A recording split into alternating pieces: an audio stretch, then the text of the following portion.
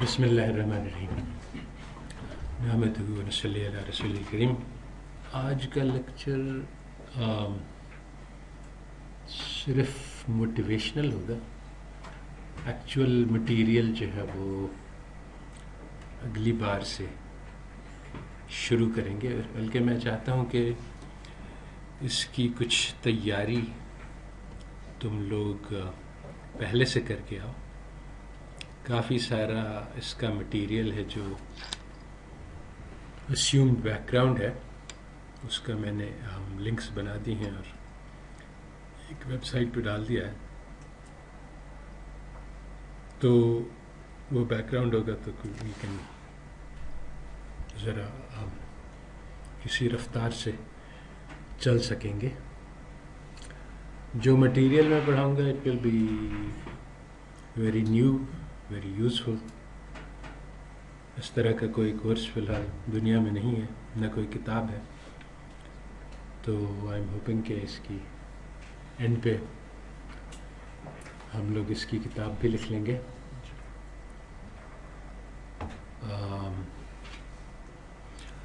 تو اس لیکچر میں صرف کچھ عام غلط فہمیاں ہیں جو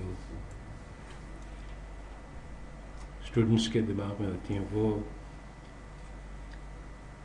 میں رفع کرنے کی کوشش کرنا چاہتا ہوں. ایک آئیڈیا ہے، ایک زمانہ تھا یورپ میں بھی اور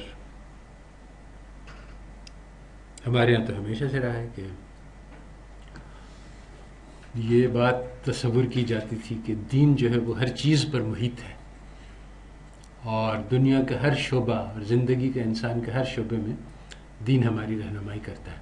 پھر اب بعض خصوصی وجوہات کی وجہ سے یورپ میں یہ خیال ابھرا کہ زندگی کے کچھ شعبے ایسے ہیں جو کہ دین سے خارج ہیں، اور اسی آئیڈیا کو کہتے ہیں سیکولر، کہ زندگی کے کچھ شعبے ہیں جس میں دین کا کوئی عمل دخل نہیں، اور کچھ شعبے ایسے ہیں جن میں دین آپریٹ کرتا ہے. تو یہ جب خیال پہلی مرتبہ نکلا تو وہاں یورپ والوں نے بھی اس کو بہت برا بھلا کہا اور کہا کہ ایسا ہو ہی نہیں سکتا ہے، دین جو ہے وہ تو سب چیزوں میں رہنمائی کرتا ہے.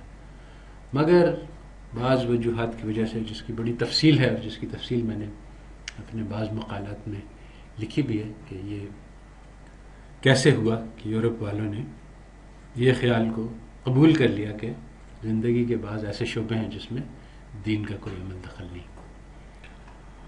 تو بات یہ ہے کہ انہوں نے ایک غلطی کی، اور اس غلطی کی ایک بڑی وجہ یہ تھی کہ ان کا دین غلط تھا. تو اس لیے ان کو تو اس سے بہت فائدہ پہنچا کہ انہوں نے دین کو عمل دخل کو نکال دیا بعض شعبوں سے، تاکہ وہ آزادی کے ساتھ سوچ سکیں. مگر ہم لوگوں نے ان کی دیکھا دیکھی بھی وہی بات کی، تو اس سے ہمیں بہت نقصان ہوا، کیونکہ بہت ساری چیزیں جس میں انہوں نے مارکت الآرا غلطیاں کی ہیں وہ ہم نے تسلیم کر لی، کیونکہ ہم نے اپنے دین سے ان کا موازنہ نہیں کیا.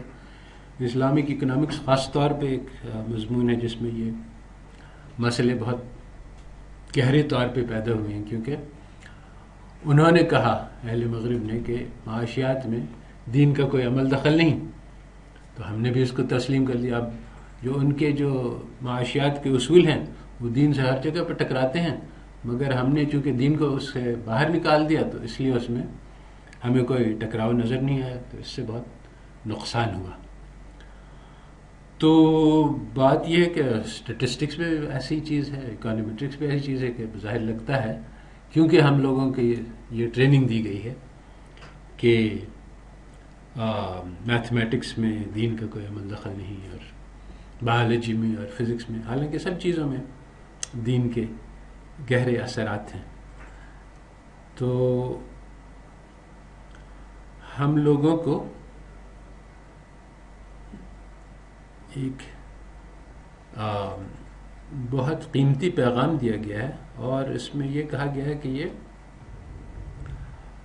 ہر چیز پر حاوی ہے. کہتے ہیں اللہ تعالیٰ کے یہ جو پیغام ہے، یہ آخری پیغام، یہ بہت بڑی نعمت ہے اور یہ کامل رہنمائی ہے انسان کے لیے ہر شعبے میں. الیوم اکملت لکم دینکم واتممت علیکم نعمتی. تو اس میں ہمارے لیے اکانومیٹرکس میں بھی رہنمائی ہے. اب یہ بات بہت عجیب لگتی ہے، حیرت انگیز، کیونکہ ہم نے سیکولر آئیڈیا کو قبول کر لیا ہے کہ زندگی کے کچھ شعبے ایسے ہیں جس میں دین کا عمل دخل نہیں. تو یہی بات میں اس میں آگے سمجھاؤں گا. بہرحال تو بات یہ ہے کہ ہمیں جو ہے وہ بہترین امت کہا گیا ہے، کیونکہ ہمارے پاس بہترین پیغام ہے جس کو ہمیں ساری دنیا تک پھیلانا ہے. اور اقبال نے بھی اس کو ریئلائز کیا تھا، چنانچہ اس لیکچر میں زیادہ تر میں کہ کیونکہ وہ بھی مغرب میں پڑھ کے آیا تھا اور ان کے خیالات سے وہ گہری تعارف رکھتا تھا. جو لوگ جو ہے وہ سطحی تعارف رکھتے ہیں مغرب سے، وہ اس میں دھوکہ کھا جاتے ہیں، مگر جب اس کی یعنی گہری جو اندرونی جو پس پردہ بات ہے وہ سمجھ میں آتی ہے تو پھر پتہ چلتا ہے کہ اچھا یہ لوگ تو یہاں پر غلطی کر گئے ہیں، اور وہ پس پردہ بات سامنے نہیں آتی ہے. تو بات یہی ہے کہ بہت بڑا سا ایک باطل مجسمہ ہمارے سامنے کھڑا ہے، جس میں یعنی مغرب کا عروج ہے اور ان کے ہاتھ میں طاقت ہے اور علم ہے اور سب چیزیں جو بظاہر بہت اہم نظر آتی ہیں وہ ان کے پاس ہمیں نظر آتی ہیں.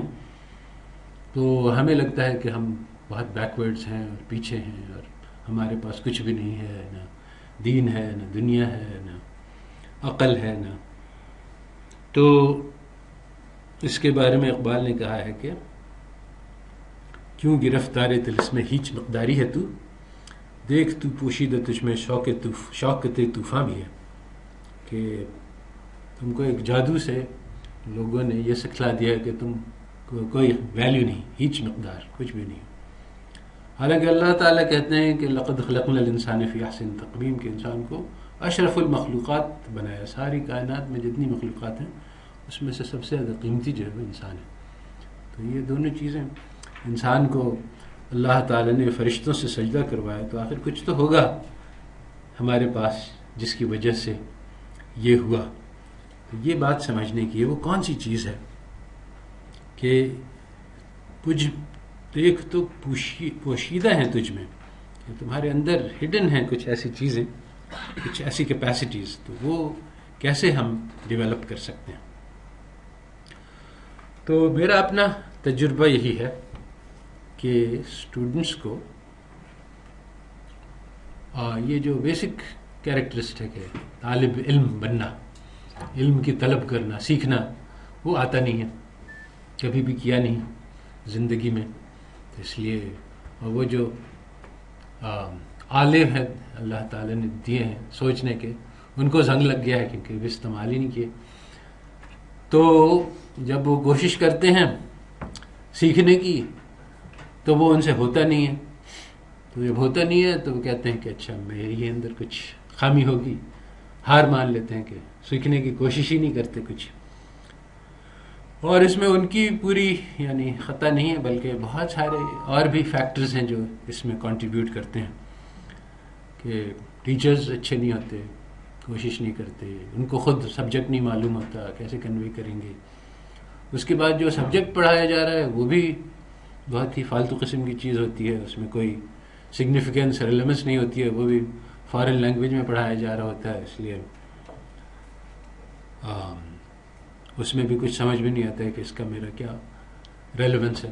یعنی کہ ہر چیز جو ہم لوگ پڑھائیں گے، یعنی کم از کم میری کوشش ہوتی ہے اس کا ڈائریکٹ امیجیٹ ریلیونس ہے ہماری زندگی کے ساتھ. تو اسٹوڈنٹس جو ہیں وہ اپنے آپ کو انکمپیٹنٹ سمجھنے لگتے ہیں اور پھر وہ رٹا لگا کے پاس ہونے کی عادت ہو جاتی ہے اور اپنا دماغ کھول کے بھی نہیں بیٹھتے ہیں کہ کچھ ہمیں سمجھ میں آئے. میں تو سب سے پہلے یہ کہتا ہوں کہ اسٹوڈنٹ سے کہتا ہوں کہ نوٹس ووٹس مت لو، کیونکہ میں تم سے بات کر رہا ہوں، میں چاہ رہا ہوں کہ تم میری بات کو سنو اور سمجھو. اسی لیے میں کوشش کرتا ہوں کہ سارے لیکچر ریکارڈ کر لوں، کہ جو ریکارڈنگ ہے وہ تو جب چاہو تم سن سکتے ہو، تمہارے نوٹ سے تو بہتر ہے. تو یہ ایک 2 اسٹیج پروسیس ہے. اسٹوڈنٹس کہتے ہیں کہ بات تو سمجھ میں نہیں آئے گا، لکھ لوں. تو جو بات اگر میں کہتے ہوئے اس وقت نہیں سمجھ میں آئی تو وہ نوٹ سے تو سمجھ میں آنے سے رہی کہ کیا کہا تھا میں نے.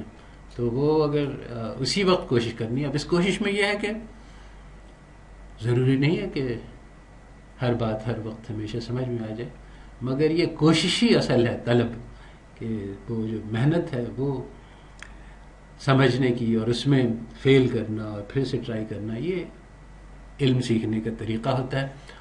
اور جو آدمی جتنا کوشش کرتا ہے، یعنی سیکھنے میں جو ہے وہ غلطی کرنا جو ہے وہ ضروری ہے. اور یہ ایک یعنی فیکٹر میں نے دیکھا کہ اچھا کوشش کی نہیں ہوا، پھر سے ٹرائی کی، جو ٹرائی اگین والا مقولہ ہے نا،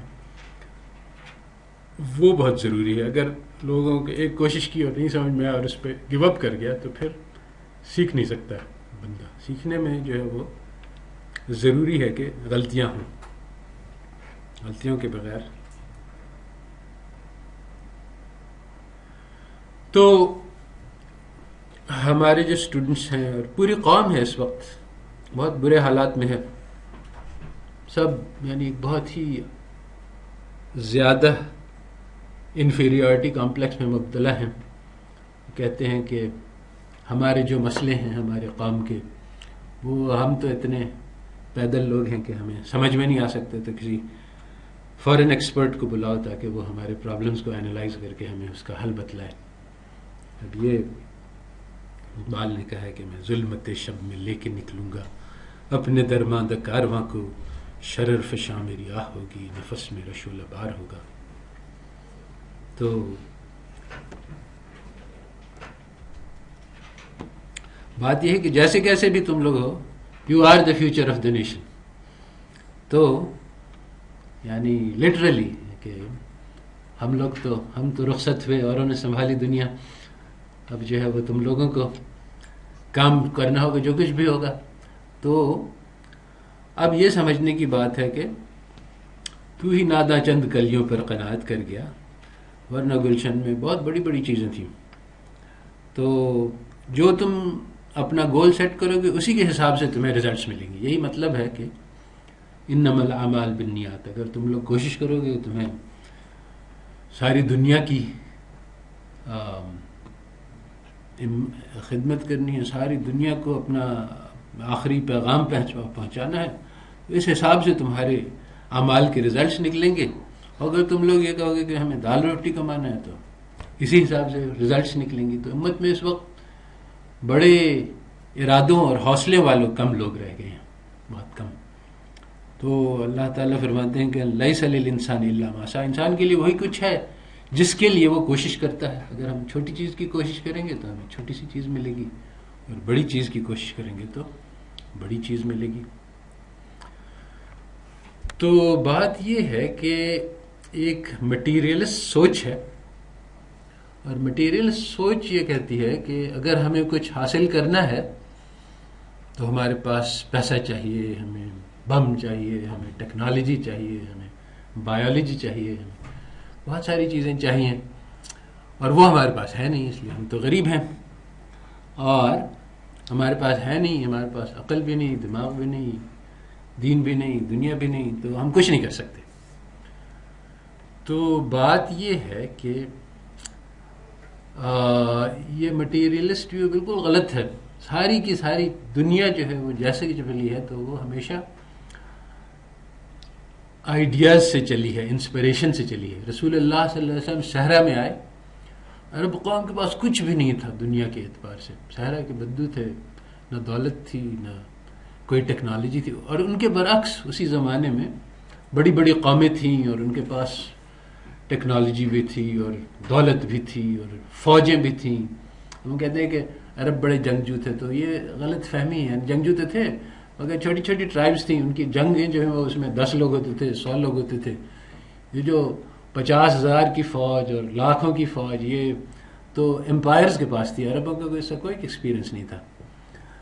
تو اس کے لیے پوری ایک یعنی سسٹم ہوتا ہے. تو بہرحال پوائنٹ یہ ہے کہ وہ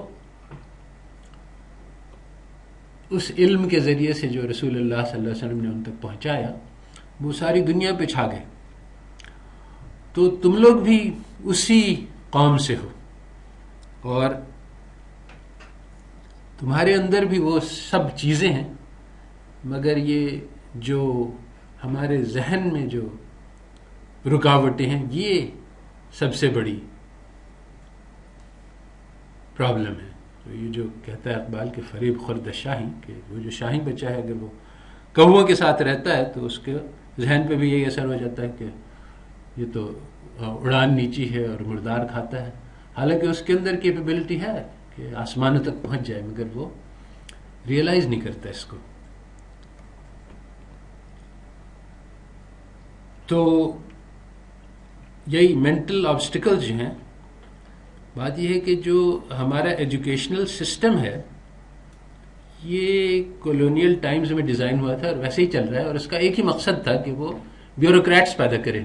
بیوروکریٹس وہ ہوتے ہیں جن کی ایک یعنی گھسی پٹی سوچ ہوتی ہے، وہ رول قاعدے قانون سے باہر نکل نہیں سکتے، اور مقصد ہی یہی ہے ایجوکیشن کا کہ ایسے لوگ پیدا کریں جو سسٹم کو چلا سکیں. یہ نہیں کہ وہ سوچیں کہ یہ سسٹم کیوں خراب ہے اور اس کو کیسے بدلا جا سکتا ہے.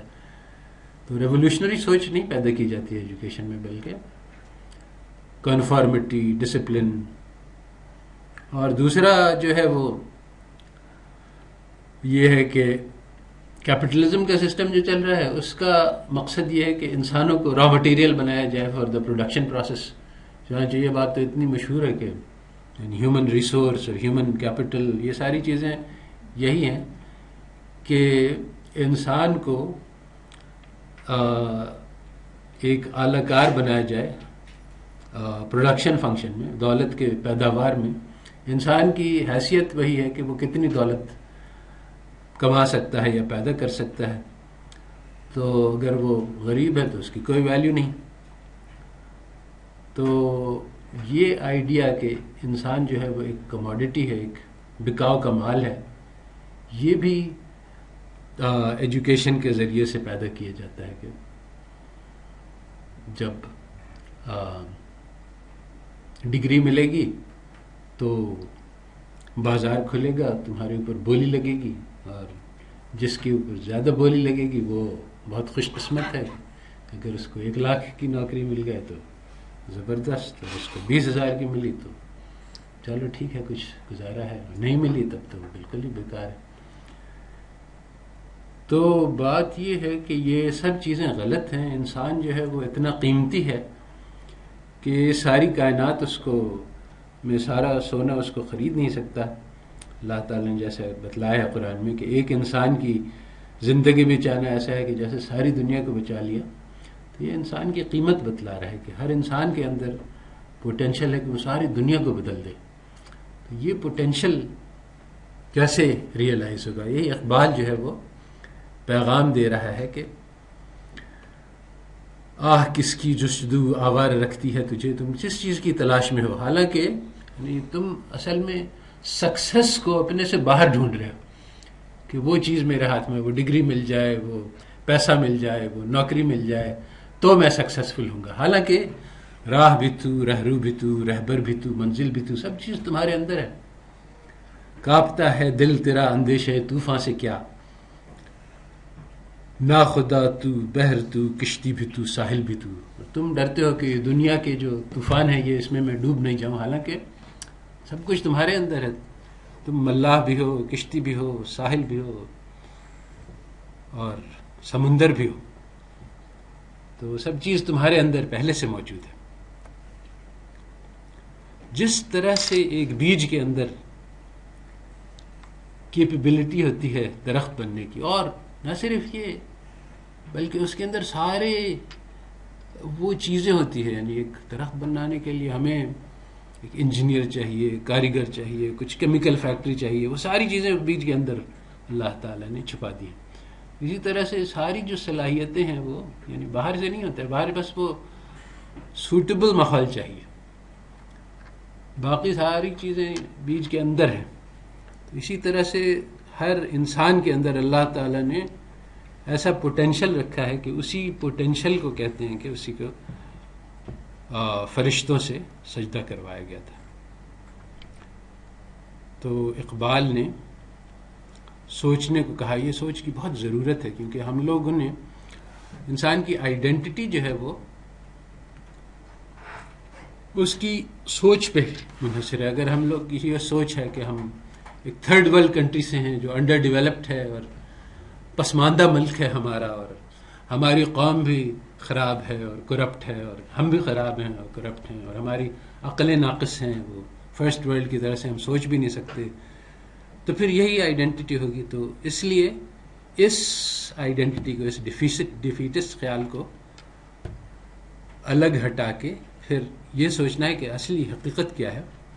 تو یہ کہتا ہے اقبال کہ کبھی ہے نوجوان مسلم تدبر بھی کیا تو نے، وہ کیا گردوں تھا تو جس کا ہے ایک ٹوٹا ہوا تارا. ایک بہت بڑی گیلیکسی تھی جو مسلمانوں نے قائم کی، اور 1000 سال تک ساری دنیا پہ مسلمانوں نے حکومت کی اس طرح سے جیسے کہ کسی اور نے نہیں کی، کسی اور سویلائزیشن نے اتنے لمبے عرصے تک ساری دنیا پہ ایک سویلائزیشن نہیں قائم کیا ہے. تو اس گیلیکسی کا ایک ٹوٹے ہوئے ستارے ہوتا ہوں. اب وہ گیلیکسی دور چلی گئی ہے. تجھے اس قوم نے پالا ہے آغوش محبت میں، کچل ڈالا تھا جس نے پاؤں میں سادے سرے ڈارا. ابھی بھی اس میں ہماری قوم میں بہت ساری ایسی خصوصیات ہیں جو اور کہیں نہیں ہیں، مگر ہم چونکہ اس کو کہتے ہیں کہ یعنی گھر کی مرغی دال برابر، اس کو اپریشیٹ نہیں کرتے ہیں. تمدن آفری اخلاق آئین جہانداری، وہ صحرائے عرب یعنی شتربانوں کا گہوارہ. ان لوگوں نے سویلائزیشن کو پیدا کیا کیونکہ ان سے پہلے یعنی یہ سید ابوالحسن علی ندوی نے لکھا ہے، دنیا کا حال لکھا ہے، مسلمانوں کو عروج اور زوال اور دنیا کے اس پہ اثر. یہ کتاب جو ہے وہ 20 لینگویج میں ٹرانسلیٹ ہوئی ہے، اور اس میں انہوں نے بتلایا ہے مولانا نے کہ دنیا کا کیا حال تھا جب مسلمان آئے، اور کہا کہ ہر جگہ ظلم تھا اور اندھیرا تھا اور تاریکی تھی. مسلمان آئے تو انہوں نے پورا یہ ایک نیا زندہ رہنے کا تصور پیش کیا. یعنی ہر جگہ یہ مانا جاتا تھا کہ جو بادشاہ ہے وہ حاکم ہے اور اس کا حق ہے کہ وہ جس طرح سے چاہے عوام کے ساتھ کرے، اور اسی طرح سے غریب، اور یعنی غریب جو ہے اس کو پیسنا جو ہے وہ نارمل ہے، اور جو جس کے پاس طاقت ہے اس کو استعمال کرنا چاہیے. نہ غریب کو اس سے اعتراض تھا نہ امیر کو. تو مسلمانوں نے یہ تصور دیا کہ نہیں، بادشاہ جو ہے وہ دراصل تو قوم کا سردار نہیں بلکہ خدمتگار ہے، اور جو طاقتور ہے اس کو طاقت کے اپنا یہ استعمال کرنا ہے کہ مظلوم کو ظلم سے بچائے. یہ سارے نئے کانسیپٹس تھے جو دنیا میں کبھی بھی نہیں تھے، اور پھر مسلمانوں نے لائے تو پھر یہ رائج ہوئے اور دنیا میں پھیلے، اور لوگوں نے اچھا ایسا بھی ہو سکتا ہے. اور ابھی بھی جو بھی نیکی کی بات اور خوبی کی بات اور اچھائی کی بات جہاں سے بھی آ رہی ہے اس کی جڑ اسلام میں ملتی ہے. گوا دی ہم نے جو اسلاف سے میراث پائی تھی، سریا سے زمیں پر آسمان نے ہم کو دے مارا. تو وہ میراث کیا تھی؟ وہ ایک علم تھا اور ایک عمل تھا جو اب ہمیں نظر نہیں آ رہا، نہ کسی کے پاس ہم میں ہے، نہ ہمیں نظر آ رہے کسی کے پاس. تو اس کا اثر یہ ہوا کہ سریا سے زمیں پر آسمان نے ہم کو دے مارا. یعنی کہ اور حکومت کا تو کیا رونا کہ وہ ایک عارضی شے تھی. نہیں دنیا کے آئین مسلم سے کوئی چارہ. یہ قرآن میں لکھا ہے کہ تلک الایام نداولها بین الناس، کہ ہم جو یہ دنیا کی حکومت ہے اس کو ہم عدلتے بدلتے رہتے ہیں. تو یہ تو ایک قانون ہے، اس سے کوئی مفر نہیں کہ کبھی ہمارے پاس ہوگی کبھی دوسرے کے پاس ہوگی، دونوں طرح سے آزمائش ہے. مگر جو اصل چیز تھی کہ وہ علم کے موتی کتابیں اپنے آبا کی، جو دیکھا ان کو یورپ میں تو دل ہوتا ہے اسی پر. جو اصل چیز جس کا رونا ہے، جس کا غم ہے، وہ یہ کہ وہ علم جو ہمارے پاس تھا وہ ہم سے جاتا رہا. غنی روزے سیاہ پیر کن آرا تماشا کن، کہ نور دیدہ اش روشن کند چشم زلیخا را. یہ بہت خوبصورت شعر ہے مگر اس کی لٹریری انالیسس کی جائے کہ روز سیاہ یعنی کالا دن، ساری لائٹ اور ڈارکنس پہ سارا شعر اس پہ ہے. پیر کنا، وہ یعقوب علیہ السلام کی بات ہو رہی ہے کہ اس کو دیکھو ان کے کالے دن کو، کہ ان کی جو آنکھیں کا نور ہے وہ زلیخا کی آنکھ کو ٹھنڈا کر رہا ہے یا روشن کر رہا ہے. تو بات یہی ہے کہ آج ہمارے جو یوتھ ہے وہ بک چکا ہے. اور ایک ابھی چند دن پہلے ایک پاکستانی آیا تھا مجھے بتلا رہا تھا کہ جو میں کام کر رہا ہوں ملٹی نیشنل کے لیے کام کر رہا تھا، باہر سے آیا تھا، یعنی باہر کا ریزیڈنٹ تھا، پاکستانی اوریجن. وہ مجھے پتا ہے کہ قوم کے لیے ہمارے نقصان دہ ہے، مگر اب بہت اچھے پیسے مل رہے ہیں اور میں نہیں کروں گا تو کوئی اور کر دے گا، تو اس طرح سے اس کو. تو یہی بات ہے کہ اگر ہم کوئی ملٹی نیشنل ہمیں جاب دے دے بہت تگڑے پیسے دے کے، ہم سے جو مرضی آئے کروا لے، چاہے قوم کے مفاد میں ہو چاہے اس میں، ہمیں تو پیسے مل رہے ہیں. تو یہ بات ہے کہ آج ہم لوگوں کو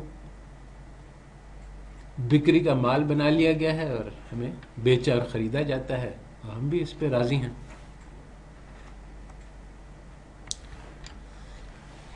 تو بات یہ ہے کہ اسلام جو ریولوشن لے کے آیا تھا وہ کیسے لے کے آیا تھا، اس میں بہت ساری باتیں ہیں، مگر ایک بہت سینٹرل اس کا ایلیمنٹ یہ ہے کہ اس نے مسلمانوں میں علم کی طلب پیدا کر دی. تو شروع کہاں سے ہوتی ہے قرآن کی؟ اقرأ باسم ربک الذی خلق پڑھو، اور الذی اکرم بالقلم علم الانسان ما لم یعلم. اللہ تعالیٰ قلم کا تذکرہ کر رہے ہیں اور علم کا تذکرہ کر رہے ہیں جو اللہ تعالیٰ نے انسانوں کو دیا. اس طرح سے یعنی اتنا ایمفیسس ہے علم پر قرآن میں، حدیث میں، کہ اس کا احاطہ کرنا مشکل ہے. کہ علم کی طلب کرو اپنی من المہد الی اللحد، اپنے گہوارے سے لے کر قبر تک. جو عالم کی جو قلم کی جو روشنائی ہے وہ شہیدوں کے خون سے زیادہ قیمتی ہے. تو یہ نہیں تھی کہ ان کے پاس نالج تھی، بلکہ یہ تھا کہ ان کے اندر طلب پیدا کی دی گئی نالج کی، کہ وہ محنت سے علم حاصل کرنے والے بنے. اور آدم علیہ السلام کو اللہ تعالیٰ نے چیزوں کے نام سکھلائے اور تب فرشتوں سے سجدہ کروایا. اب یہ چیزوں کے نام کیا تھے؟ یہ علم ہے ایک قسم کا، جس کی تفصیل بھی کچھ ملتی ہے. تو وہ اس وقت ہم لوگوں کے جو حالات خراب ہیں وہ اس لیے نہیں ہے کہ ہمارے پاس پیسہ نہیں ہے، یہ اس لیے نہیں ہے کہ ہمارے پاس ٹیکنالوجی نہیں ہے، اس لیے کہ ہمارے اندر سے علم کی طلب ختم ہو گئی ہے. آج جو ہے وہ اگر ایک کسی زمانہ تھا کہ جب امام بخاری اپنا درس دیا کرتے تھے تو دجلہ کے کنارے میں اتنے لوگ تھے کہ وہ راویوں نے لکھا ہے کہ، اور ان کا نوٹس لیتے تھے کہ وہ روشنائی جو چھڑکتے تھے تو دجلہ کا پانی سیاہ ہو جاتا تھا، کیونکہ وہ پانی جو ہے وہ یعنی روشنائی اس زمانے میں وہ قلم اس قسم کا تھا کہ اس کو چھڑکنا پڑتا تھا ایکسس انک کے لیے. تو اتنا شوق تھا لوگوں کو، علم تھا. کہتے ہیں کہ بغداد میں 2 آدمی چلتے پھرتے جا رہے ہوتے تھے تو کوئی علم کے مسئلے پہ بحث چڑھ جاتی تھی اور وہاں پہ وہ لوگ کھڑے ہوتے تھے، پھر مجمع جمع ہو جاتا تھا. اسی طرح سے تماشا وہاں ہوتا تھا کہ 2 عالم کو لا کے ڈیبیٹ کرواتے تھے.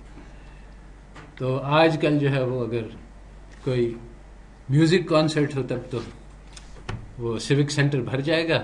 ہم کہیں کہ اچھا ایک ڈیبیٹ ہو رہی ہے آج علم کے بارے میں، تو اس میں لوگ کہیں گے اچھا بھائی چپراسی کو لے کے چلو. وہ کا بہت شرمندگی ہوگی کہ وہ ہال اتنا بڑا خالی نظر آئے گا.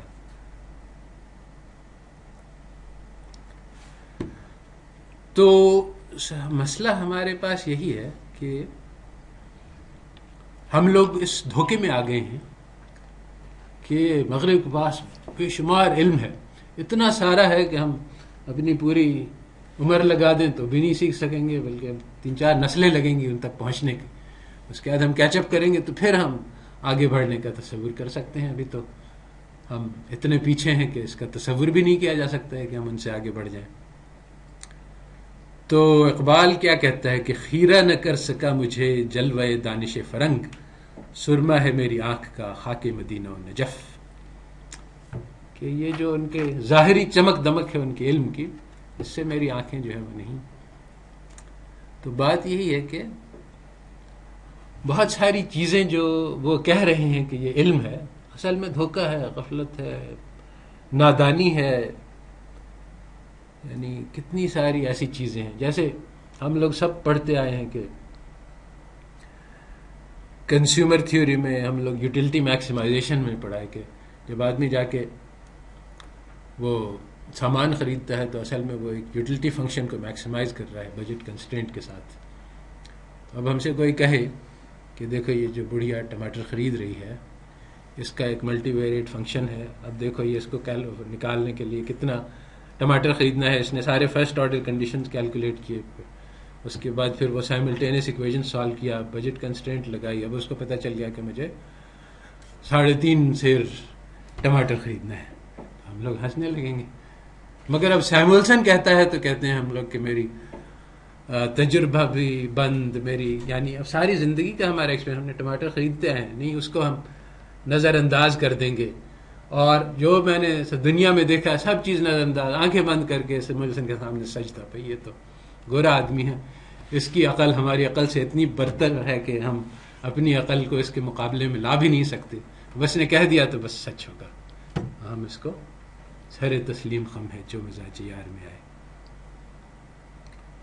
تو بات یہ ہے کہ یہ اسی طرح کی ساری باتیں، یہ بیزین اکانومیٹرکس، یہ لینئر ریگریشن ماڈل، سب بکواس ہے، کچھ بھی نہیں ہے اس کے اندر.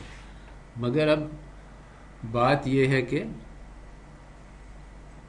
اس وقت ہم لوگوں کو اس سے انگیج کرنا ہوگا. جیسے حدیث میں آیا ہے کہ ایک آدمی اگر فارن لینگویج سیکھ لیتا ہے تو وہ اس قوم کے شر سے محفوظ ہو جاتا ہے. جون رابنسن نے بھی، بہت مشہور اکانومسٹ ہے تقریباً، یعنی نوبل کیلیبر کی تھی، اس نے کہا کہ you learn economics not to learn how to run the world مگر to avoid being deceived by economist. اسی طرح سے ہمارے بھی اکانومیٹرکس سیکھنے کا مقصد یہی ہے کہ ہوتا یہ ہے، اور یہ ہو رہا ہے کہ وہ آئی ایم ایف کا ایکسپرٹ آتا ہے، اور یہ وہ جو پرکنز ہے، نہیں کیا نام ہے اس کا،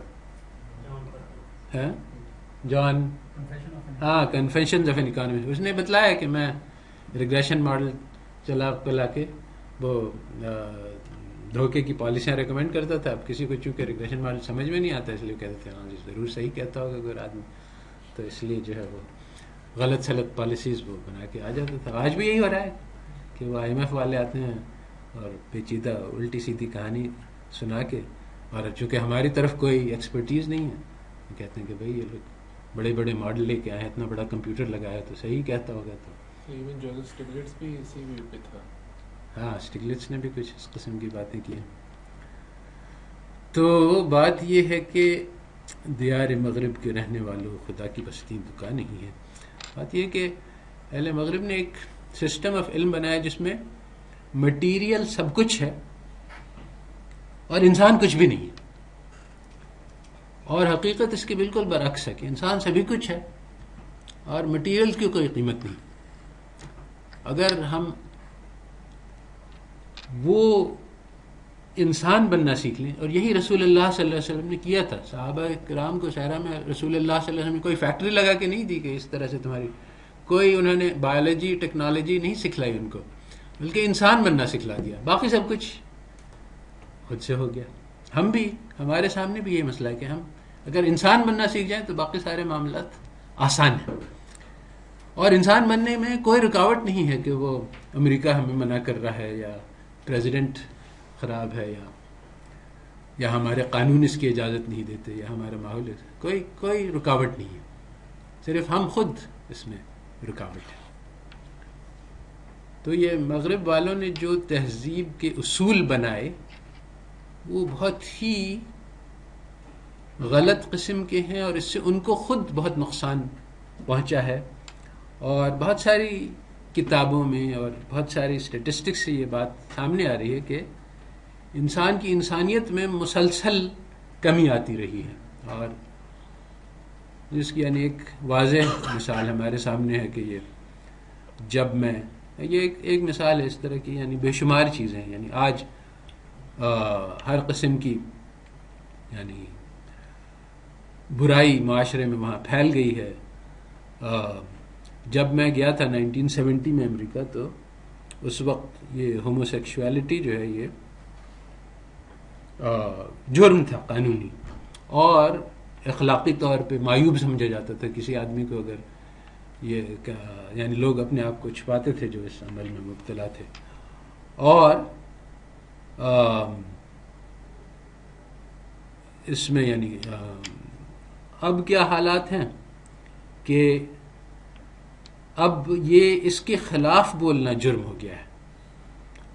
ایک مشہور ہوئی تھی ایک عورت جس نے وہ شادی پہ اس نے سائن کرنے سے انکار کر دیا کہ میرے مذہب اس کی اجازت نہیں تھا، کرسچن تھی، تو اس کے خلاف کیس ہو گیا. حالانکہ وہ یعنی وہ ایک ہی لائسنس سے تھی، وہ جب چاہے جس سے کسی اور سے بھی کروا سکتے تھے، مگر اگر کوئی آدمی اس کے خلاف بولے تو اس کو اریسٹ کیا جا سکتا ہے.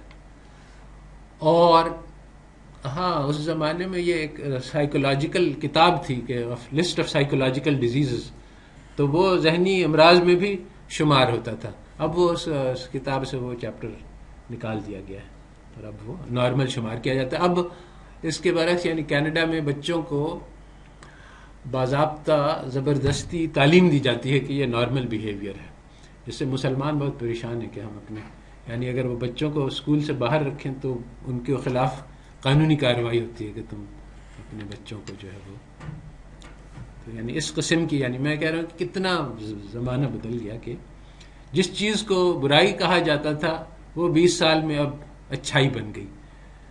تو اسی طرح سے یعنی یہ ایک مثال ہے، اس طرح سے بے شمار ایسی چیزیں ہیں جن کو ہر زمانے میں ہر انسان نے ہر معاشرے نے اس کو برا سمجھا. جیسے دولت کی طلب،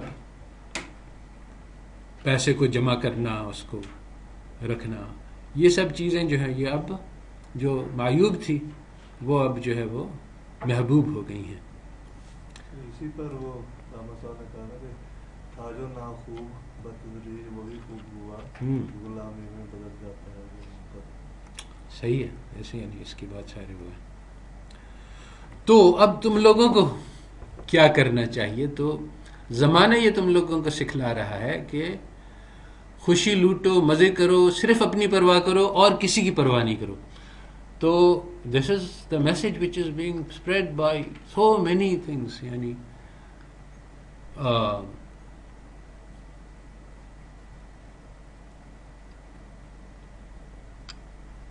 ایک نہیں بے شمار یعنی میڈیا میں، انٹرنیٹ میں گیمز جو کھلائے جا رہے ہیں بچوں کو، جو موویز دکھلائی جا رہی ہیں، سب میں یہی میسج ہے کہ تم اپنی پرواہ کرو، سارے معاشرے کو، ساری کنسٹرینٹس کو، سب کو کمپلیٹلی اس کو ڈس ریگارڈ کر دو.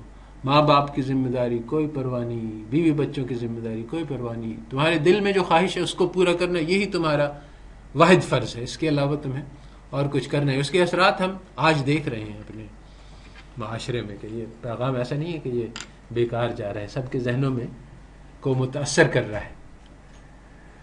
تو اس کا اپوزٹ کیا ہے؟ حق جو ہے وہ اس کا بالکل اپوزٹ. اس کا اپوزٹ یہ ہے کہ ہم اپنے لیے کچھ بھی نہیں چاہیں اور دوسروں کے لیے اپنی زندگی کو وقف کر دیں. تو یہی بات ہے جو دین ہمیں سکھاتا ہے اور جو انبیاء نے کیا. یہ یاسین کی آیت ہے، اتبعوا من لا یسألکم اجرا وہم مہتدون، کہ ان لوگوں کی اتباع کرو نہ انبیاء کی جو تم سے کچھ بھی نہیں مانگتے اور خود ہدایت پہ ہیں. تو ہمیں بھی یہی ہے کہ یعنی اس میں پھر کیا ہوا اس کے ساتھ؟ اس بندے کو جو آیا تھا انبیاء کی سپورٹ کے لیے اس کو قوم نے شہید کر دیا، وچ از دا یعنی ورسٹ پاسبل تھنگ. تو اب یہ کیا کہتا ہے کہ ان کنتم کہ یا اللہ تعالیٰ کاش کہ میری قوم جان لیتی کہ میرے ساتھ کتنا اکرام اور عزت. یعنی اپنی قوم کی خیر خواہی کا یہ جذبہ ہے کہ اس کو تو انہوں نے قتل کر دیا. وہ کہہ رہا ہے کہ یہ اگر وہ دیکھ لیتے کہ میرے ساتھ تو پھر وہ شاید مان لیتے. یعنی یہ نہیں ہے کہ اس کو غصہ ہے اور انتقام کا جذبہ ہے کہ انہوں نے میرے ساتھ یہ کیا اب ان کو پتہ چلے گی، بلکہ تو یہ الٹیمیٹ خیر خواہی، یہ انبیاء علیہ السلام کا ورثہ تھا. کوئی تمہارے ساتھ دشمنی کرے تم اس کے ساتھ دوستی کرو، تمہارے ساتھ ظلم کرے تم اس کے اوپر احسان کرو. تو یہ ہے وہ آئیڈیل. وہاں تک پہنچنے میں بڑی دیر لگتی ہے، انسان کے لیے مشکل ہے. تو کہتے ہیں کہ چلو نہ نہیں کر سکتے تو کم از کم کہ تم پہ ظلم کرے تو اس کو معاف کر دو، احسان نہیں کر سکتے. اور اتنا بھی نہیں کر سکتے تو بدلہ لے لو، مگر اس سے زیادہ نہیں بڑھنا جتنا اس نے تم سے کیا. تو یہ اسلام جو ہے یہ ہمیں بائی سٹیجز سکھلاتا ہے کہ کیسے، یعنی ایک درجہ، ایک تو یہ ہے جو ہمارا نارمل ہے، جو ہمیں کہ کسی نے اگر مجھے ایک مکہ مارا تو میں 3 ماروں گا تب مجھے تسلی ہوگی. تو یہ نہیں کرو، کم از کم یہاں تک پہنچ جاؤ، یہ تو آسان ہے. اس کے بعد پھر اور آگے کے زینے ہیں ترقی کے. تو انسان کو کیسے ترقی کرنی ہے، یہ سارے راستے اللہ تعالیٰ نے سکھلائے. قرآن بھی یعنی اسی لیے اس میں لوگوں کو کانٹرڈکشنز نظر آتے ہیں، کیونکہ قرآن جو ہے وہ مختلف لوگوں کو مختلف سٹیجز پہ ایڈریس کر رہا ہے. کچھ لوگ ہیں جو کسی ایک پرابلم میں مبتلا ہیں تو ان کے لیے کچھ اور پیغام ہے، اور جو لوگ زیادہ ایڈوانسڈ ہیں ان کے لیے کچھ اور پیغام ہے. تو قرآن جو ہے وہ اس میں بہت گہرائی ہے. تو اس میں اقبال کہتا ہے کہ خدا کے عاشق تو ہے ہزاروں، بنوں میں پھرتے ہیں مارے مارے، میں اس کا بندہ بنوں گا جس کو خدا کے بندوں سے پیار ہوگا. بات یہ ہے کہ حدیث میں بھی اسی طرح کی بات آئی ہے کہ وہ لوگ جو خدمت کرتے ہیں ان کو خدا ملتا ہے. اور جیسے ایک حدیث ہے کہ ایک صحابی اعتکاف کر رہے تھے اور ایک آدمی آیا، پریشان لگ رہا تھا. انہوں نے کہا تمہیں کوئی پریشانی ہے؟ کہا کہ ہاں میرے اوپر قرض ہے. کہا کہ اچھا میں تمہارے لیے چل کے بات کر دوں جس سے. میں نے کہا کہ ہاں بہت اچھا، اگر آپ ایسا کر دیں تو مجھے بہت اچھا لگے گا. کہ مگر آپ تو اعتکاف میں ہیں. میں نے کہا کہ نہیں، رسول اللہ صلی اللہ علیہ وسلم نے فرمایا کہ ایک شخص ایک قدم اپنے بھائی کی مصیبت، بھائی کی ضرورت کے لیے چلتا ہے تو اس کو 10 سال اعتکاف کا ثواب ملتا ہے. اس طرح سے یعنی ایک دوسرے کی خدمت کرنا اور مدد کرنا جو ہے وہ یعنی عبادت سے بہت آگے بڑھ جاتا ہے. وہ بھی ایک عبادت ہے اور زیادہ. تو یہ سارے وہ چیزیں ہیں جس سے یعنی ہمارے یہاں پورا ایک یعنی ہمارا پورا جو چیپٹر ہے کہ طالب علم کی کیا صفات ہوتی ہیں اور علم کو کیسے طلب کرنا ہے، یہ اتنا گہرا ہے کہ اس کی یعنی پڑھتے پڑھتے بھی ایک پورا سیمسٹر لگ جائے اگر ہم طالب علم کی جو ریکوائرمنٹس ہیں کہ کس طرح سے علم طلب کرنا ہے. اور بات یہ ہے کہ ہم لوگوں کو یہ یعنی میں جب ویسٹ میں تھا تو ہمیں یہ سکھلایا گیا تھا، مگر جو ہمیں سکھلایا گیا تھا وہ بالکل الٹ اور غلط باتیں تھیں جس کے برے اثرات ہمیں یہاں بھی نظر آ رہے ہیں، کیونکہ وہی چیزیں یہاں ریفلیکٹ ہو رہی ہیں کہ کس طرح سے پڑھنا ہے، سیکھنے کی کیا کوشش کرنی ہے. یہ ساری چیزیں بالکل جو ویسٹرن ٹریڈیشن میں آئی ہیں بالکل الٹی ہیں اور غلط ہیں اور نقصان دہ ہیں. تو بات یہ ہے کہ جو طلب ہے نا، یہ ایک 2 کیفیات کے بیچ میں سے ہے کہ خوف اور امید کے، اور ایک بھروسہ اور ایک یعنی ایک عاجزی اور انکسار. یہ دونوں چیزیں ایک ساتھ جمع کرنی ہوتی ہیں. جیسے جس کی مثال عمر رضی اللہ تعالیٰ عنہ نے دی کہ اگر اعلان ہو جائے قیامت کے دن کہ اگر ایک ہی شخص جنت میں جائے گا تو میں امید رکھوں گا اللہ تعالیٰ سے کہ شاید وہ میں ہی ہوں. اور اگر اعلان ہو جائے کہ سب لوگ جنت میں جا رہے ہیں اور ایک جہنم میں جائے گا تو مجھے خوف ہوگا کہیں میں وہ بندہ نہیں ہوں جسے جہنم میں ڈالا جائے گا. تو یہ دونوں چیزیں، دونوں کیفیات، امید بھی اور خوف بھی. اس کو اقبال نے کہا ہے کہ میں ہوں صدف تو تیرے ہاتھ میرے گوہر کی آبرو. صدف موتی کو کہتے ہیں. تو اگر میں موتی ہوں تو پھر میری آبرو اللہ تعالیٰ آپ ہی کے ہاتھ میں ہے اس کی. اور اگر میں ہوں خزف کنکر کو کہتے ہیں، تو تو مجھے گوہر شاہوار کر. تو پھر اللہ تعالیٰ کی قدرت میں ہے کہ وہ اس کو کنکر ہی موتی بنتا ہے. وہ جانتا ہے جاتا ہے جب اس کے اندر کلیم کے اندر تو وہ اس کی کوٹنگ چڑھا کے اس کو موتی بنا دیتا ہے. تو دونوں پاسبلٹیز ہیں کہ ہمارے اندر. اور تو یہ اپنے اندر یعنی دونوں چیزیں ضروری ہیں دراصل، کہ ایک طرف تو بھروسہ ہونا کہ میں کچھ کر سکتا ہوں، اور میں کچھ کر سکتا ہوں اس لیے نہیں کہ میرے اندر کچھ ہے، بلکہ اس لیے کہ اللہ تعالیٰ کی مہربانی ہوگی. اللہ تعالیٰ نے وعدہ کیا ہے کہ مومنین کو وہ نور تک پہنچائیں گے. تو اس وعدے کے بھروسے پہ میں بڑی بڑی باتوں کے لیے تیار ہوں. اور اگر اپنی استعداد کی طرف نظر ہو تو پھر کہیں گے کہ میں تو کچھ بھی نہیں اور کچھ بھی نہیں کر سکتا ہوں. تو یہ دونوں کیفیات کو جوڑنا پڑتا ہے. اگر آدمی کسی ایک میں رہے گا تو وہ ناممکن ہے. اگر وہ امید ہار جائے گا کہ میں تو کچھ بھی نہیں ہوں تو پھر وہ پڑھ نہیں سکتا. اگر وہ پراؤڈ ہو جائے گا کہ میں تو بہت کچھ کر سکتا ہوں تو بھی وہ فیل کر جائے گا. تو یہ دونوں کو ایک ساتھ جمع کرنا، یہ چیزیں جو ہیں یہ صرف اسلام کے پاس ہے. یہ جو علم ہے نا یہ کسی اور کے پاس ہے نہیں، کہیں اور سے آپ کو یہ ملے گی نہیں بات. تو بات یہ ہے کہ جو طلب ہے اس کی یہ کیفیت ہوتی ہے، ایک تو خوف اور امید، دوسری یہ ہے کہ اس کو دل سے کیا جاتا ہے، انٹینسٹی کے ساتھ بہت. یعنی اللہ تعالیٰ فرماتے ہیں کہ والعادیات ضبحا فالموریات قدحا فالمغیرات صبحا فأثرن به نقعا فوسطن به جمعا ان الانسان لربه لکنود. تو انگریزی کا ایک مقولہ ہے کہ A picture is worth 1,000 words. مگر یہاں پہ اللہ تعالیٰ نے 8 الفاظ میں ایک ایسی پکچر کھینچی ہے جو یعنی 1000، یہ 8 الفاظ جو ہیں they worth 1,000 pictures. والعادیات ضبحا فالموریات، یہ بڑھتے ہوئے گھوڑوں کی قسم جن کی ٹاپوں سے چنگاریاں نکل رہی ہیں. دیکھو کیسا سین ہے، یعنی ارلی مارننگ کا سین ہے اور اندھیرا ہے. وہ گھوڑے اتنی تیزی سے دوڑ رہے ہیں کہ ان کے جب ٹاپ پڑتی ہے پتھر پہ تو اس سے چنگاری نکلتی ہے.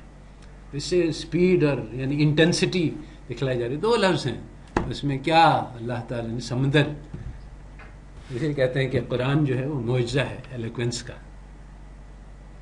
فالمغیرات صبحا، اور صبح صبح کو وہ اٹیک کرتے ہیں. سر نے بھی نقن، اور صفوں کے بیچ میں گھس جاتے ہیں اور دشمنوں کو تہس نہس کر دیتے ہیں. تو یہاں پہ یہ اتنا بڑا سین اللہ تعالیٰ کیوں ڈسکرائب کر رہے ہیں؟ اب یہ بات جو ہے یہاں پہ آتی ہے، ان الانسان لربہ لکنود، کہ بے شک انسان اپنے رب کا بڑا ناشکر ہے. کیا کہہ رہے ہیں اللہ تعالیٰ یہاں پہ؟ دیکھو یہ گھوڑا جو ہے اپنی پوری جان مار دیتا ہے انسان کے لیے، جو کہ اس کا چارہ کھلاتا ہے اور کچھ نہیں کرتا. اور تم کیا کرتے ہو؟ اللہ تعالیٰ نے تمہیں سب کچھ دیا ہے، بنایا، پالا، اور 3 اندھیروں میں صنائی کی، اور عقل دی، اور صحت دی، سب کچھ دیا، اور تم بے شک انسان اپنے رب کا بڑا ناشکرا ہے. اللہ تعالیٰ نے قرآن میں بہت طرح سے ہمیں دعوت دی ہے کہ اس طرح سے شرمندہ کر کے، کبھی پیار سے، کبھی چمکار کے، کبھی عقل کو اپیل کر کے، ہر طرح سے اللہ تعالیٰ انسان کو بلا رہے ہیں کہ آؤ کچھ کر کے دکھاؤ مجھے. تو یہ حدیث میں آیا کہ من خاف ادلج ومن ادلج بلغ المنزل ان سلۃ اللہ الغالیہ ان سلۃ اللہ الجنہ. تو یہ جو ڈرتا ہے وہ، اب یہ عربوں کی ایک خاص ادلجہ کی ٹرمینالوجی ہے کہ وہ آدھی رات کو اٹھ کر سفر شروع کر دیتے تھے، کیونکہ صحرا میں جو ہے وہ گرمی ہوتی ہے تو راتوں کا سفر جو ہے وہ زیادہ سہولت کا ہوتا ہے. تو جو ڈرتا ہے کہ وہ شاید پہنچ نہ سکے وہ پھر رات کو اٹھ کے سفر کرتا ہے، اور جو پھر رات کو اٹھ کے سفر کرتا ہے وہ منزل تک پہنچ جاتا ہے. اور ان سلۃ اللہ الغالیہ، کہ اللہ تعالیٰ کا جو سودا ہے وہ بہت قیمتی ہے. اللہ تعالیٰ یعنی یہ اس کو سستا نہ سمجھنا کہ آسانی سے مل جائے گا. اور ان سلۃ اللہ الجنہ، کہ اللہ تعالیٰ کا سودا جو ہے وہ جنہ ہے. تو اس کے بارے میں وہ کلیم عاجز کا شعر ہے کہ یہ عقل والے اسی طرح سے ہمیں فریب کمال دیں گے، جنوں کے دامن سے پھول چن کر خرد کے دامن میں ڈال دیں گے. تو ہمیشہ سے ایسا ہی ہوتا ہے کہ جو لوگ جنہوں نے کچھ اچیو کیا ہے وہ جنون والے تھے، عقل والے نہیں تھے. عقل والے جو ہے وہ، جیسے کہ اقبال کہتا ہے کہ بے خطر کود پڑا آتش نمرود میں عشق، عقل ہے میں تماشا لب بام. ابھی بیٹھ کے کیلکولیشن کر رہے ہیں کہ کاسٹ بینیفٹ انالیسس ہو رہی ہے. تو اور جو عشق والے ہیں وہ کود پڑے.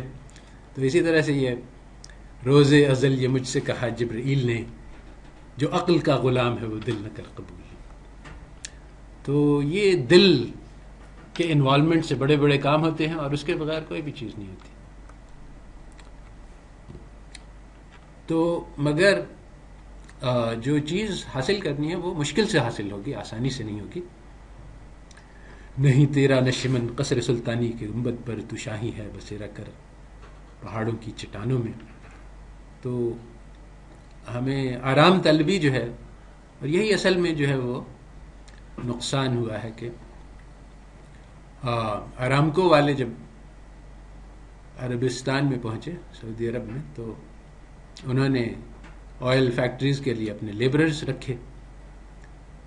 تو وہ بدو تھے، وہ صحرا نشین تھے، وہ کچھ دن کام کرتے تھے، چھوڑ کے چلے جاتے تھے.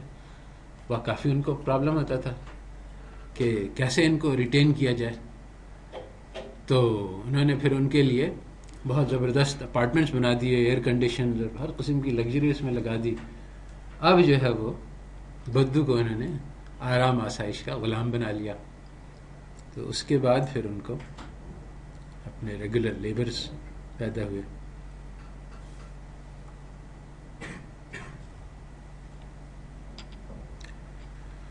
تو سب کچھ جو ہے وہ ہمارے اندر ہے. اگر ہم اپنے عزم اور ارادے کو بدلیں گے تو پھر قابل روح جب بیدار ہوتی ہے جوانوں میں، نظر آتی ہے اس کو اپنی منزل آسمانوں میں.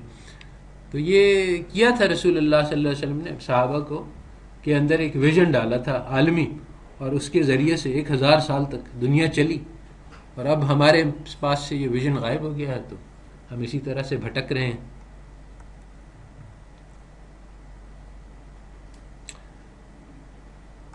تو بے خبر تو جوہر آئینہ ایام ہے، تو زمانے میں خدا کا آخری پیغام ہے. یہ جو ہمارے پاس پیغام ہے نا، اس کی ہم قیمت نہیں سمجھتے ہیں. ہمیں اس وقت حقیقت حال یہ ہے کہ اگر کوئی کہے کہ بھئی یہ جو قرآن کا علم ہے اس کو ٹریڈ کر لیں ہم لوگ ایک فزکس کے علم سے، تو بہت سارے لوگ تیار ہو جائیں گے. اور ان پریکٹس تو یہی نظر آ رہا ہے کہ امت نے یہی ترجیح کی ہوئی ہے کہ سارا کا سارا ہمارا ٹائم اور ہماری ایفرٹ اور انرجی اسی پہ لگ رہی ہے کہ ہم chemistry, biology, physics, mathematics, economics یہ سب سیکھیں. اور امام غزالی نے کیا کہا اور قرآن میں کیا لکھا ہے، حدیث میں کیا لکھا ہے، یہ تو ہمیں پہلے ہی سے معلوم ہے، اس لیے اس کی کوئی ضرورت نہیں، کوئی اہمیت نہیں. تو بات یہ ہے کہ اس وقت ساری دنیا ان چیزوں کی تلاش میں ہے جو تم لوگوں کے پاس پہلے سے پڑی ہوئی ہیں، مگر تمہیں اس کی کوئی قیمت نہیں تمہارے نزدیک. کہ ہم کو کس نے بنایا، کائنات کو کس نے بنایا. اب یہ پہلے تو سائنسدان یہ کہتے تھے کہ کائنات تو خود بخود بن گئی اور ہمیشہ سے ایسی ہی ہے. تو جب یہ بات پتہ چلی، یہ جو بگ بینگ ہے، یہ بات انٹرسٹنگ ہے، کیونکہ یوں ہے کہ آئنسٹائن نے جب گریویٹیشن کی تھیوری بنائی تو اس نے دیکھا کہ اگر گریویٹیشن ہے تو یہ نہیں ہو سکتا کہ کائنات ازلی ہے جیسا کہ سائنٹسٹ سمجھتے تھے، کیونکہ اگر ازلی ہوتی تو وہ گریوٹی کے فورس سے کولیپس کر کے ایک پوائنٹ پہ آ جاتی. تو اس نے پھر اس میں ایک تھیوری بنائی کہ ایک ریپلسو فورس ہے جس کا کوئی وہ نہیں تھا ایویڈنس، جس سے کائنات کے یعنی جو گریوٹی کو کاؤنٹر ایکٹ کرتا ہے تاکہ کائنات چل سکے. پھر بعد میں یہ جب کیلکولیٹ کیا لوگوں نے کہ سٹارز کی ٹریجیکٹریز کیا ہیں، اللہ تعالی کہتے ہیں کہ وہ کہ جو نشانی، یہ جو ستاروں کے مقامات ہیں ان میں بڑی بڑی نشانیاں ہیں تم لوگوں کے لیے. اب یہ کیا مطلب ہے اس کا؟ مجھے تو یہ سمجھ میں آ رہا ہے کہ جب ہمیں یہ پتہ چلا کہ یہ پوزیشنز اور ویلاسٹیز ہمیں کیلکولیٹ کرنے کا طریقہ آیا تو ایک بہت عجیب و غریب بات سامنے آئی، اور وہ یہ کہ دیکھو جو اٹرنل یونیورس میں اس میں کمپلیٹ کیوس ہونا چاہیے. ایک تارا ہے جو ادھر جا رہا ہے, ایک ادھر بھاگ رہا ہے, ایک ادھر بھاگ رہا ہے, سو کوئی وہ نہیں ہونا چاہیے, کیوس ہونا چاہیے.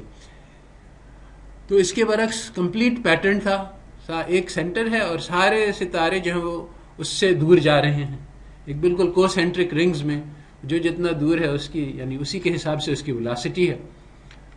تو اس کو پھر ہم ٹریک بیک کر سکتے ہیں کہ اچھا اگر ہم ہر ستارے کی ویلاسٹی اور پوزیشن جانتے ہیں تو ہم یہ کیلکولیٹ کرتے ہیں کہ t=0 پہ یہ کہاں ہوگا. تو جب ہم ٹریک بیک کرتے ہیں تو پتہ چلا سب چیز جو ہے وہ ایک ہی نقطے پہ شروع ہوئی. بالکل بیسک کیلکولیشن ہے, اس میں کوئی یعنی. تو یہ بڑی حیرت کی بات ہے, یعنی کہ ساری کی ساری کائنات ایک پوائنٹ سے شروع ہوئی. اب ایک پوائنٹ سے جب شروع ہوئی تو یعنی کائنات ایک ایسا ٹائم تھا, وہ کیلکولیشن ہو جاتے ہیں فزکس میں, جب کچھ بھی چیز نہیں تھی, اور پھر ایک ٹائم تھا t=0 جب کائنات وجود میں آ گئی. اب یہ کائنات کیسے وجود میں آئی؟ یعنی خود سے تو اپنے آپ کو پیدا نہیں کر سکتی ہے کوئی چیز, تو اس کا پیدا کرنے والا کوئی ہے. اب یہ اتنی یعنی پلین ایز ڈے بات ہے, جیسے کوئی آدمی کہے کہ سورج کو ڈینائی کرے, تو اسی طرح سے اس کا انکار کرنا ہے کہ کائنات کو کسی نے بنایا. تو آج وہ جو ہیں جو نہیں ماننے والے ہیں وہ آج بھی اسی کوشش میں ہیں. آج کل یعنی ایک چیز ہے جس کو کہتے ہیں گاڈ پارٹیکل. اصل میں یہ ایک بہت بڑا معمہ بن گیا سائنٹسٹ کے لیے کہ اب ہم we have to explain the creation of the universe without God. اب یہ کیسے کریں؟ تو ایک سب ایٹامک پارٹیکل ہے جو blink out of in and out of existence کرتا ہے. تو انہوں نے کہا دیکھو یہ ہے ایک چیز اکارڈنگ ٹو دیئر تھیوریز کے جس کا یعنی ہس سے نیس سے ہس میں چلا جاتا ہے ایٹ رینڈم. تو یہ اسی طرح سے ہوا ہوگا. حالانکہ اسی طرح کی بات یعنی یہ یعنی بہت دور کا فاصلہ ہے اس میں اور کائنات میں, کہ اس کو استعمال کر کے کائنات کا وجود ایکسپلین کرنا ابھی بہت دور ہے. مگر بات یہ ہے کہ جو اسی طرح سے ایوولوشن کی تھیوری ہے, اسی طرح سے کریشن آف لائف ہے, کہ جو موسٹ بیسک پارٹیکل ہے, جو موسٹ بیسک لائف فارم ہے, سیل ہے, خلیہ اردو میں کہتے ہیں, وہ اتنا کمپلیکس ہے کہ کوئی بھی امیجن نہیں کر سکتا کہ ایسی کوئی چیز خود بخود وجود میں آ جائے گی یا نہیں. تو this is the most elementary life form. اب یہ کیسے پیدا ہوئی؟ تو اب وہ لوگ جو کہ اشد ہیں اپنے خدا کے انکار میں, وہ کہتے ہیں کہ اچھا پہلے سے تو ہم نے یہ اسیوم کر لیا کہ خدا تو ہو ہی نہیں, تو اب ہم اس کو کیسے ایکسپلین کریں؟ تو کہتے ہیں کہ اس سے ایک سمپلر لائف فارم رہا ہوگا جس کی ہمیں کوئی تفصیل نہیں معلوم, اور اس سے بھی ایک سمپلر ہوا ہوگا, اور پوری ایک سٹیج ہوگا. بہت سارے لائف فارمز تھے, ایک سمپل لائف فارم تھا جو کیسا تھا ہمیں نہیں پتا, پھر وہ ایوالو کر کے اس سے بھی زیادہ کمپلیکیٹڈ ہوا, اس سے بھی زیادہ ہوا, اس سے بھی زیادہ ہوا, آخر کار وہ سیل بن گیا, اور پھر وہ سب غائب ہو گئے تاکہ ہمیں مل نہیں سکیں. ہم نے ڈھونڈ کے تھک گئے مگر ہمیں نہیں ملے. مگر بہرحال ایسا ہونا ضروری ہے, کیونکہ اور کیا ہو سکتا ہے. چانچہ Crick and Watson Nobel prize winners ہیں, انہوں نے ڈبل ہیلکس ڈسکور کی, دونوں کٹر ایتھیسٹس ہیں. تو جب انہوں نے یہ نظام دیکھا جو ڈبل ہیلکس کا سسٹم ہے جس سے انسان کے جو وہ سیلز ریپروڈیوس کرتے ہیں, بہت حیرت انگیز ہے کہ ایک یعنی سیڑھی امیجن کر لیں, اس کو ٹویل کر لیں تو وہ انراول کرتی ہے. جب انراول کرتی ہے تو جو ایک سیل ہے جو ہاف ہوتا ہے وہ اس کی آ کے دوسری سیڑھی اس کے پاس لگ جاتی ہے. اچھا اس میں پروسیس میں کوڈنگ انوالوڈ ہے, یعنی وہ جو سیل ہے وہ میسج بھیجتا ہے کہ مجھے یہ چاہیے, اور پھر وہ اس قسم کا کیمیکل بنوا کے آتا ہے. اور یہ ایک آرٹیفیشل لینگویج ہے, یعنی اٹس ناٹ کہ کوئی نیچرل پروسیس ہے, بلکہ یوں ہے کہ اگر سی ٹائپ سیل آ رہا ہے تو اس کا یہ مطلب ہوگا, تو وہاں جو انٹرپریٹیشن ہے. اب یعنی لینگویج جو ہے یہ ایک آرٹیفیشل چیز ہے, یعنی یہ ایک نیچرل نہیں ہے. تو جب لینگویج ہوتی ہے تو اس کا کوئی بولنے والا ہوتا ہے. یعنی اللہ تعالیٰ نے کہا ہے کہ میں نے اپنی نشانیاں تمہارے اندر ہر جگہ پہ. وہ جس نے یعنی واٹسن جو کٹ رہے تھے اس کی آپ اسٹیٹمنٹ مل جائے گا کہ جب میں نے اس کو دیکھا تو میں نے کہا کہ اس کا بنانے والا کوئی ہے یہ نہیں، خود بخود ایسے نہیں ہو سکتا. مگر کیا کریں، شیطان جو ہے وہ پردے ڈال دیتا ہے آنکھوں پہ. اس نے ایک کتاب لکھی بعد میں کہ یہ تو ہو نہیں سکتا کہ انسان خود بخود وجود میں آئے، تو ضرور ایسا ہوا ہوگا. اس نے ایک تھیوری بنائی ہے پینسپرمیا کہ ایک بہت ایڈوانس سویلائزیشن کہیں اور کسی اور پلانٹ میں ہوگا. اس نے جو ہے وہ راکٹ شپس میں لائف سیڈز بنا کے بھیجی جو ایک پاکستان یہ ایک زمین پہ آ کے لینڈ کری، اور اس میں سے جو لائف فارم تھا وہ نکلا، وہ پھر ایوالو کرتے کرتے انسان بن گیا. یعنی انتہا ہے، یعنی اس کو کہتے ہیں سٹبرنس کی، کہ ضد ہے کہ کچھ بھی ہو جائے مگر اللہ تعالیٰ کو ہم مان کے نہیں دیں گے. تو اسی طرح سے اس وقت کوئی بھی ایکسپلینیشن نہیں ہے دنیا کا سوائے اس کے کہ اللہ تعالیٰ نے اسے بنایا. کوئی بھی ایکسپلینیشن نہیں لائف کا سوائے اس کے کہ اللہ تعالیٰ نے بنایا. اب ایکچولی لوگ کہتے ہیں نا کہ ایمان، اس وقت سائنٹسٹ کو بہت زیادہ ایمان چاہیے بنسبت مسلمان کے، کہ وہ ایک ایسی پروسیس میں بلیو کرے جس میں پہلے یہ ہوا پھر یہ ہوا. یہ ساری چیزیں غیب میں ہیں، کسی نے کبھی نہیں دیکھا کہ ایسا ہوتا ہے، مگر اس کو اس غیب پہ بلیو کرنا ہوتا ہے تاکہ وہ اللہ تعالیٰ سے انکار کر سکے. تو مگر بات یہ ہے کہ یہ سب افسوسناک باتیں ہیں کہ اربوں لوگ ایسے ہیں جو کہ اس وقت خدا کے منکر ہیں. ان کو یہ نہیں پتا کہ یہ کائنات کیسے پیدا ہوئی، یہ نہیں پتا کہ انسان کیوں وجود میں آیا. اب جب یہ سب چیزیں نہیں پتا ہیں تو ان کو یہ نہیں پتا کہ انسان کو کرنا کیا چاہیے اپنی زندگی سے. چنانچہ اگر وہ کہتے ہیں، اور ایسا ہو رہا ہے، کہ ہم کروڑوں لوگوں کو قتل کر دیں تاکہ ہمارے پاس تیل آ جائے، تو اس میں کوئی رکاوٹ نہیں، کوئی یعنی قاعدہ قانون نہیں، کوئی موریلٹی کا کوئی تصور ہی نہیں. جو آج کل کی نالج کے جو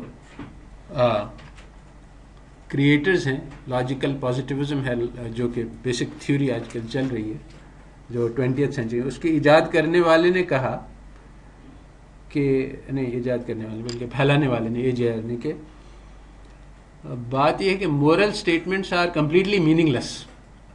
دے are meaningless as a cry of pain, کیونکہ ان کا کوئی امپیریکل اصل میں بات انہوں نے کہا کہ جو بات انہوں نے کہی وہ یہ کہ صرف اس چیز پر ایمان لائیں گے جو ہم دیکھ سکتے ہیں، آبزرویبل. تو اللہ تعالیٰ کہتے ہیں قرآن کے شروع میں کہ الذین یؤمنون بالغیب، کہ یہ ہدایت ہے اس میں ان لوگوں کے لیے جو غیب میں بلیو کرتے ہیں. تو یہ لوگ انہوں نے باضابطہ اپنا قاعدہ بنایا کہ الذین ینکرون بالغیب، وہ انکار کرتے ہیں غیب سے، جو اور یہ ان کا عقیدہ ہے پکا. اب یہ ٹکراتا ہے. اب یہاں پہ اسٹیٹسٹکس کے پرابلم شروع ہوتے ہیں، کیونکہ وہ کہتے ہیں کہ ایک نمبر ہے، یہی سب کچھ ہے جو کیلکولیٹ ہو سکتا ہے، جو کاؤنٹ ہو سکتا ہے، اور جو اس کے پیچھے ہے اور جو کوالٹیٹیو چیز ہے جو نظر نہیں آتی ہے وہ سب ایگزسٹ نہیں کرتی. نہ ایمان ایگزسٹ کرتا ہے، نہ ٹرسٹ، نہ اور ان آبزرو. تو بات یہ ہے کہ دنیا جو ہے وہ کوالٹیٹیو اور ان آبزرویبل چیزوں سے چلتی ہے. جیسے انسان کا انسان ہونا، یہ ایک ایسی چیز ہے جس کو ہم میجر نہیں کر سکتے ہیں. سائنس یہ نہیں بتلا سکتا ہے ہمیں کہ یہ آدمی ایماندار ہے اور یہ آدمی میں ہمت ہے. یہ سب اس سے بالاتر ہے. تو یہ ساری چیزیں جو قیمتی ہیں ان کی نگاہ سے اوجھل ہو گئی. چنانچہ جب انہوں نے مورالٹی سے انکار کیا اور نالج سے انکار کیا تو کالجز، یونیورسٹیز میں اس بات کو کتابوں سے خارج کر دیا گیا. چنانچہ وہ جولی روبن نے لکھا ہے کہ 1920s 30s کی کالج کیٹلاگ اٹھا کے دیکھ لو تو اس میں تمہیں یہ ملے گا کہ ہمارا مقصد کردار سازی ہے، اور ہم چاہتے ہیں کہ ہمارے طلباء جب ہمارے پاس آئیں تو وہ اچھے انسان بن کے نکلیں اور ان کے اندر لیڈرشپ کی صفات ہوں، اور سروس ٹو کمیونٹی اور سروس ٹو نیشن، یہ ساری چیزیں سیکھ کے نکلیں. مگر آہستہ آہستہ جب انہیں پتہ چلا کہ اچھا یہ سب چیزیں تو نان سینس ہیں، اس کا تو کوئی مطلب ہی نہیں ہے، مورالٹی تو بے مطلب چیز ہے، تو پھر انہوں نے اس کو خارج کر دیا. اور آج کسی بھی کیٹلاگ میں ایسی کسی بات نہیں ملے گی. تو انسان کی زندگی کا مقصد کیا ہے، انسان کو کیسے بیہیو کرنا چاہیے، کون سی چیز ہے جو اچھی ہے، کون سی چیز جو بری ہے، جیسا کہ میں نے مثال دی، ان کو اب اس کی کوئی تصور ہی نہیں رہا. تو تم جو ہے وہ آخری پیغام کے کیریئرز ہو، اور بہت قیمت دی گئی ہے تم لوگوں کو کہ اللہ تعالیٰ نے تعریف کی ہے اس امت کی کہ تم بہترین امت ہو، کیونکہ تمہارے پاس یہ پیغام ہے، مگر تمہیں اس پیغام کی قیمت خود نہیں معلوم. اللہ تعالیٰ نے ہمیں یہ زندگی کیوں دی ہے، اس سے ہمیں کیا کرنا ہے. تو اللہ تعالیٰ بتلاتے ہیں کہ خلق الموت والحیات لیبلوکم ایکم احسن عملا، کہ میں نے زندگی اور موت تو اس لیے بنائی کہ دیکھیں کہ تم میں سے سب سے بہترین عمل کون کر کے لاتا ہے.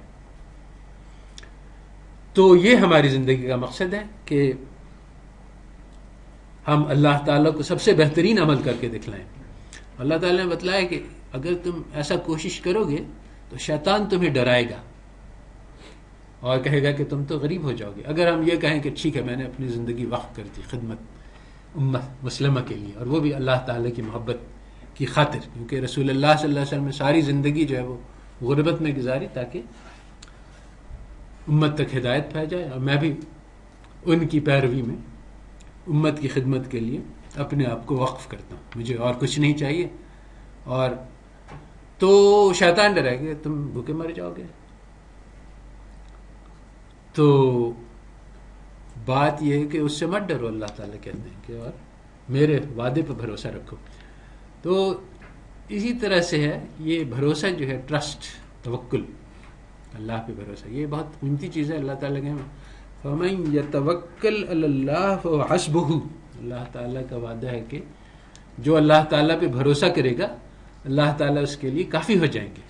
یہ بہت قیمتی چیز ہے، یعنی اور کسی چیز کی ہمیں ضرورت نہیں، مگر یہ بھروسہ جو ہے یہ بڑا مشکل چیز ہے. یعنی اس کو سیکھنا کہ ٹھیک ہے میرے پاس کچھ بھی نہیں ہے مگر اللہ تعالیٰ میرے ساتھ ہے تو مجھے کسی چیز کی پرواہ نہیں. یہ ایک دل کی کیفیت کا نام ہے. کہ تو ہم لوگوں کو جیسے کہتے ہیں کہ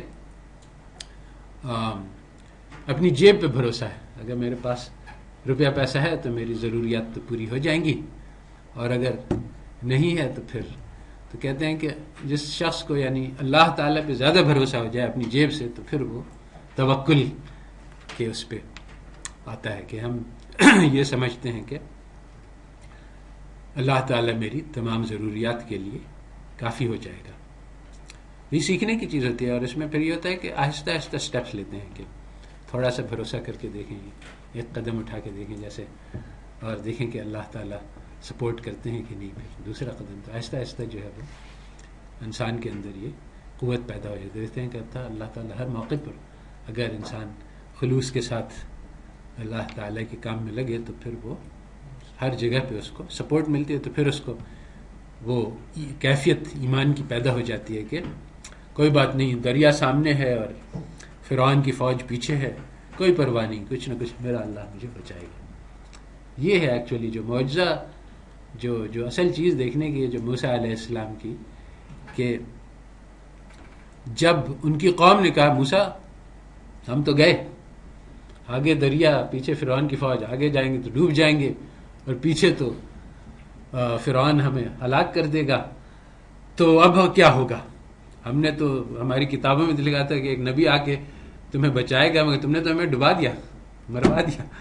تو موسیٰ علیہ السلام اس وقت جب کہ کوئی طریقہ بچنے کا نظر نہیں آ رہا ہے، اس وقت موسیٰ علیہ السلام نے کہا کہ گھبراؤ نہیں، میرا رب میرے ساتھ ہے اور وہ مجھے راستہ دکھائے گا. یہ ہے کیفیت ایمان کی، کہ یہ ہے توکل، یہ بھروسہ. اس کے بعد اللہ تعالیٰ اپنا کام کر گئے، انہوں نے دریا پھاڑ دیا. اللہ تعالیٰ جو مرضی آئے کریں، اس میں کوئی پرابلم نہیں ہے. وہ اصل چیز وہ نہیں ہے کہ دریا جو ہے وہ الگ ہو گیا، اور اصل چیز یہ ہے کہ یہ کیفیت ایمان کی پیدا ہو گئی.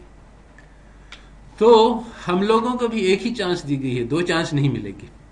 تو ہم اس میں چاہے تو بہت بڑے عزائم کے ساتھ اور بڑی چیز کر کے دکھا دیں، اور چاہے تو ہم ڈر ڈر کے جو ہے وہ پیچھے رہ جائیں، تو زندگی کو ضائع کر دیں. دوسری چانس نہیں ملنے گی. اللہ تعالیٰ نے کہا ہے کہ میرے پاس بہت سارے لوگ آئیں گے قیامت کے دن. اللہ تعالیٰ اب سمجھ میں آ گئی بات، ہمیں واپس بھیج دیں، کسی کو دوسری چانس میں نہیں دوں گا، ایک چانس ہے.